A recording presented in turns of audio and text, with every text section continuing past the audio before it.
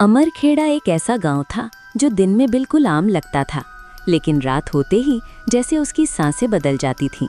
यहाँ की रातें लंबी होती थीं, इतनी लंबी कि लोग सूरज ढलने से पहले ही अपने दरवाजे बंद कर लेते थे।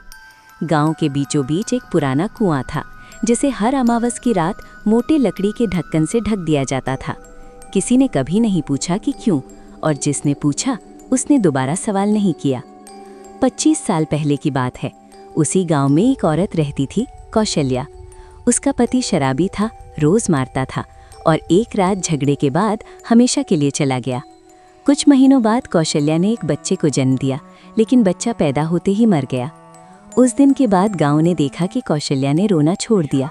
उसकी आंखें सूखी रहती, चेहरा शांत, और वो घंटों उस कुएं के पास बैठी रहती, ना किसी से बात करती, ना किसी से शिकायत। लोग कहते थे इस औरत पर कुछ साया है, और गांव में यही सबसे खतरनाक बात होती है, जब किसी औरत की चुप्पी डर बन जाए। एक अमावस की रात गांव में हड़कंप मच गया। एक छोटा बच्चा अचानक गायब हो गया।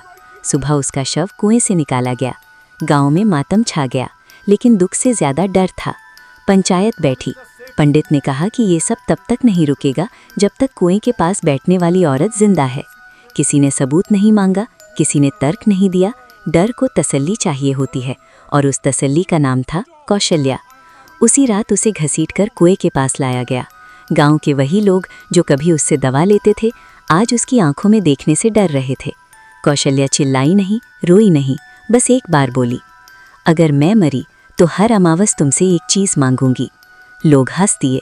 उन्हें लगा ये एक बेबस औरत की आखिरी बात है, और फिर उसे कुएं में धक्का दे दिया गया। एक भारी आवाज़ आई, छपाक, और फिर सब कुछ शांत हो गया, जैसे कुछ हुआ ही ना हो। अगली अमावस की रात गांव में फिर एक बच्चा गायब हुआ। सुबह उसकी चप्पल कुएं के पास मिली। किसी ने जोर से कुछ नहीं कहा, लेकिन सब समझ गए। कुएं को ढक दिया गया। आदेश हुआ कि अमावस की रात कोई बच्चा बाहर नहीं निकलेगा। डर अब नियम बन चुका था। समय बीतता गया। पहले हर अमावस कोई बच्चा मरता, फिर जवान लड़के, फिर एक रात पूरा का पूरा परिवार अपने घर में मरा हुआ मिला। उनके शरीर पर एक खरोंच तक नहीं थी, लेकिन सबके मुंह खुले थे, जैसे किसी ने उन्हें नाम लेकर बुलाया हो। उस दिन के बाद गांव में कोई भी अमावस को सोता नहीं था। इन्हीं दिनों शहर से एक लड़का आया, रोहन, पढ़ा लिखा, तर्क में विश्वास करने वाला। उसने देखा कि अमावस की रात गांव अजीब तरह से चुप हो जाता है। उसने पूछा, लेकिन कोई जवाब नहीं मिला। डर अब इतना पुराना हो चुका था कि लोग उसे सच मानने लगे थे।